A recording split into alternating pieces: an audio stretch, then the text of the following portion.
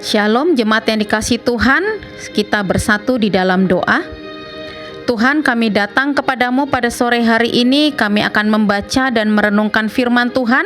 Kiranya Tuhan memimpin kami semuanya. Di dalam nama Tuhan Yesus kami berdoa, amin. Jemaat yang dikasihi Tuhan, dalam renungan cahaya kemenangan di sore hari ini, saya mengajak kita membuka dari Kisah Para Rasul pasal yang keempat ayat 36 sampai 37. Demikian bunyi firman Tuhan. Demikian pula dengan Yusuf, yang oleh rasul-rasul disebut Barnabas, artinya anak penghiburan seorang Lewi dari Siprus. Ia menjual ladang miliknya, lalu membawa uangnya itu dan meletakkannya di depan kaki rasul-rasul. Satu tema yang kita renungkan pada sore hari ini adalah membawa damai di lingkunganku. Jemaat yang dikasihi Tuhan, seorang perawat Australia yang merawat penderita polio bernama Elizabeth Kenny pada suatu hari ditanya oleh seorang sahabatnya tentang bagaimana dia bisa memiliki kehidupan yang selalu riang. Sahabatnya ini berkata, "Mungkin kamu memang dilahirkan untuk tenang dan tersenyum."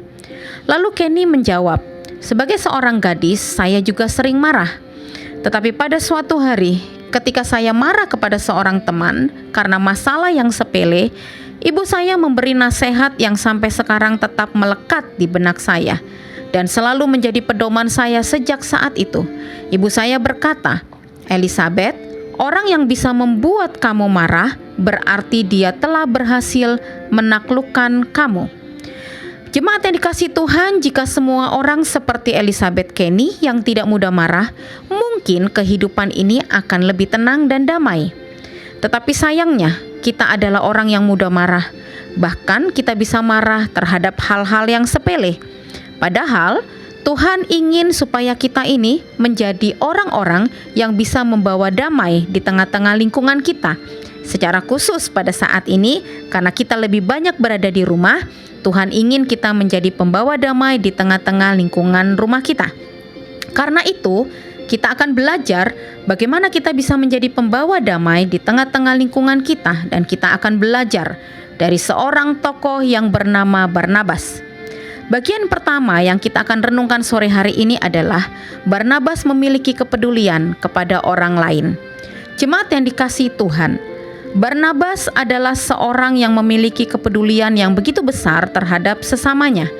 Di dalam Kisah Para Rasul pasal yang kedua ayat 44 sampai 45 berbicara tentang kehidupan jemaat mula-mula. Di sana dikatakan bahwa ada sebuah kebiasaan baik yang dikembangkan oleh jemaat pada saat itu. Kebiasaan baik itu adalah kerelaan untuk mau berbagi dengan orang lain. Bahkan tidak sedikit dari mereka yang dengan rela hati menjual harta milik mereka untuk dibagikan kepada sesama. Salah satu dari orang-orang tersebut adalah Yusuf, yang kemudian lebih dikenal dengan nama Barnabas. Jemaat yang dikasihi Tuhan, Barnabas rela menjual ladang miliknya dan menyerahkannya kepada rasul. Hasil penjualan inilah yang kemudian digunakan untuk mendukung pelayanan dan secara khusus untuk mendukung kebutuhan dan jemaat Tuhan yang membutuhkan. Barnabas menunjukkan sebuah kepedulian yang tulus kepada orang lain. Barnabas adalah seorang yang rela berbagi dengan sesamanya. Meskipun Barnabas tidak memiliki banyak harta, tetapi apa yang dimilikinya itulah yang dibagikan kepada orang lain. Barnabas tidak menunggu menjadi seorang hartawan baru menjadi seorang dermawan.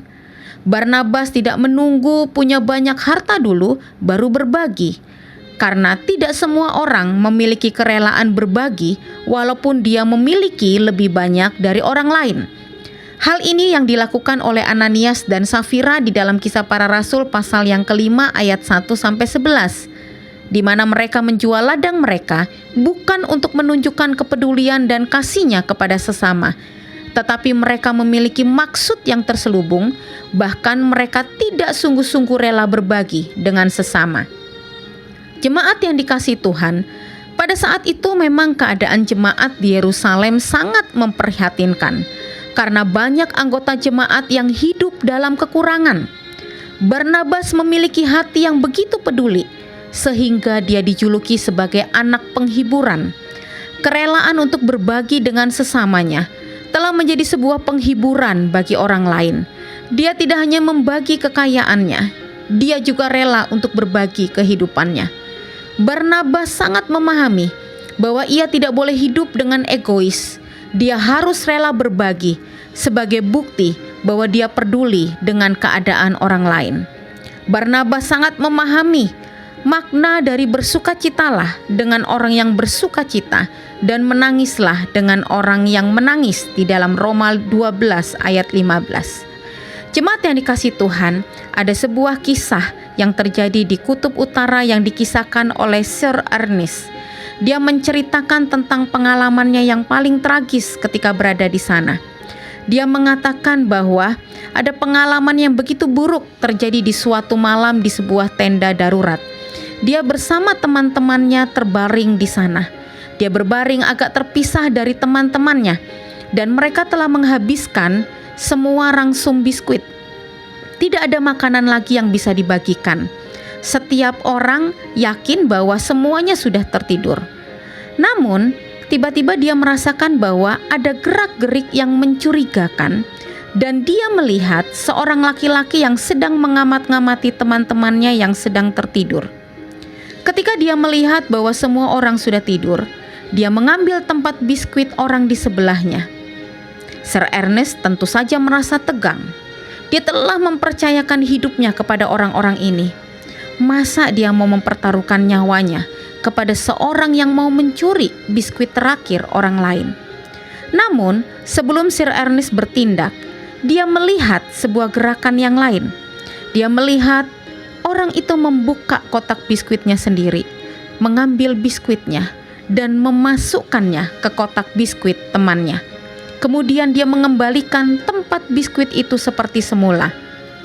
Sir Ernest berkata, "Saya tidak berani menyebut nama orang itu. Saya merasa biarlah kebaikan hatinya hanya diketahui dirinya sendiri dan Allah." Jemaat yang dikasihi Tuhan, sebenarnya lebih mudah bagi dia untuk bersifat egois. Dalam situasi yang serba kekurangan, bahkan dalam ancaman bayang-bayang kematian karena kelaparan dan kedinginan, ternyata masih ada sebuah kehangatan kasih yang peduli kepada sesama. Inilah kepedulian yang sejati, memberi tanpa pamrih, berbagi tanpa harus dikenali. Seperti yang diajarkan oleh Tuhan Yesus dalam Matius 6 ayat 3.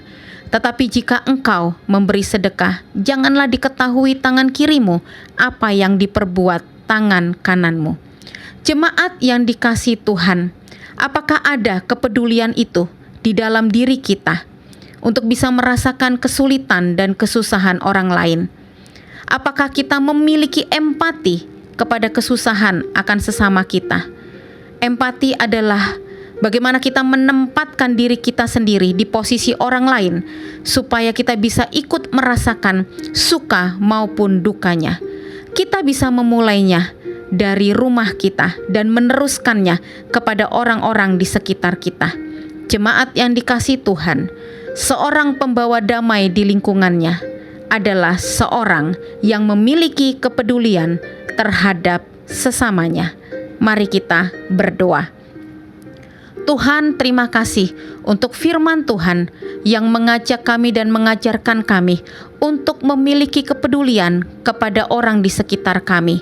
Dan kami akan belajar memulainya dari orang-orang yang ada di rumah kami.